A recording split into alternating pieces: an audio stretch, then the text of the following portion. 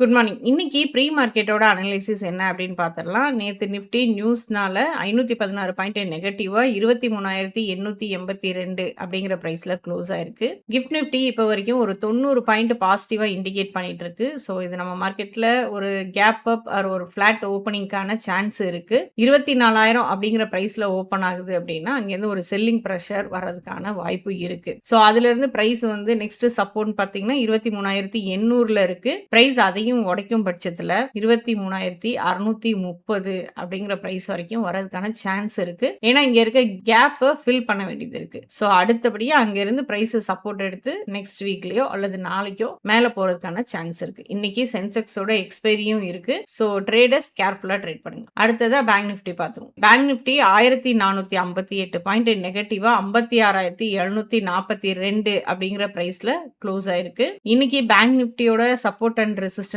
அப்படின்னு பார்த்தோம்னா 57,082 அப்படிங்கிறது இப்போ ஒரு ரெசிஸ்டன்ஸா ஆக்ட் ஆயிட்டு இருக்கு. பிரைஸ் அங்கிருந்து ரிஜெக்ட் ஆகும் பட்சத்துல நெக்ஸ்ட் சப்போர்ட் பாத்தீங்கன்னா 56,100, அதையும் உடைச்சதுன்னா 55,478 அப்படிங்கிறது சப்போர்ட்டா இருக்கு. ரெசிஸ்டன்ஸ் 57,082, பிரைஸ் அதையும் உடைச்சு மேல போகுது அப்படின்னா 57,425 அப்படிங்கிறது நெக்ஸ்ட் ரெசிஸ்டன்ஸா இருக்கும். அடுத்ததா க்ரூட் ஆயில் பார்த்தோம். க்ரூட் ஆயில் 368 பாயிண்ட் பாசிட்டிவா 7,073 அப்படிங்கிற பிரைஸ்ல க்ளோஸ் ஆயிருக்கு. ஸோ நெக்ஸ்ட் சப்போர்ட் என்னன்னு பாத்தீங்கன்னா 7,000 அப்படிங்கிறது ஒரு ஸ்ட்ராங்கான சப்போர்ட்டா இருக்கு. பிரைஸ் அதை உடைக்கும் பட்சத்துல 6,798 அப்படிங்கிற பிரைஸ் வரைக்கும் வரும். நெக்ஸ்ட் சப்போர்ட் அதுவா தான் ஆக்ட் ஆயிட்டு இருக்கு. ரெசிஸ்டன்ஸ் பாத்தீங்கன்னா அகைன் 7,220 அப்படிங்கிறது நெக்ஸ்ட் ரெசிஸ்டன்ஸா இருக்கும். ஸோ பிரைஸ் இதுக்குள்ள டிராவல் ஆகிறதுக்கான வாய்ப்பு தான் இருக்கு. ஸோ அடுத்ததா ருப்பியோட வேல்யூ பார்ப்போம். ருப்பியோட வேல்யூ அப்படிங்கிறது கொஞ்சம் கொஞ்சமா இறங்கிட்டே இருக்கு. ஸோ இன்னைக்கு 95.54 அப்படிங்கிற பிரைஸ்ல ட்ரேட் ஆயிட்டு இருக்கு. ஸோ இது நம்ம மார்க்கெட்டுக்கு ஒரு நெகட்டிவா தான் இருக்கு.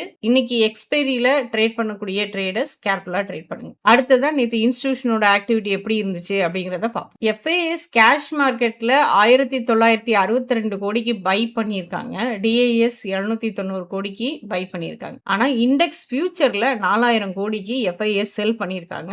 ஆப்ஷன்ல 1,400 கோடிக்கு பை பண்ணியிருக்காங்க. இன்னைக்கு இன்ஸ்டிடியூஷனோட ஆக்டிவிட்டி எப்படி இருக்க போது, மார்க்கெட் என்ன மாதிரி ரியாக்ட் பண்ண போகுது அப்படிங்கிறத பார்க்கலாம். அடுத்ததா இன்ட்ராடே ஸ்டாக். இன்ட்ராடே ஸ்டாக்ஸ்ல வந்து டிசிஎஸ் இன்னைக்கு அவங்க ஏர்னிங்ஸ் ரிப்போர்ட்டை கொடுக்குறாங்க. ஸோ அது வந்து மார்க்கெட்ல ஒரு இம்பாக்ட் ஆகிறதுக்கான வாய்ப்பு இருக்கு. ஸோ உங்களோட வாட்ச் லிஸ்ட்ல டிசிஎஸ் ஆட் பண்ண மறக்காதீங்க. அடுத்ததா State Bank of India. State Bank of இந்தியாவோட ஸ்டாக்கோட சப்போர்ட் பார்த்தீங்கன்னா 1011ல இருக்கு. ஸோ ரெசிஸ்டன்ஸ் பார்த்தீங்கன்னா 1059. இதையும் உங்க வாட்ச் லிஸ்ட்ல ஆட் பண்ணிக்கோங்க.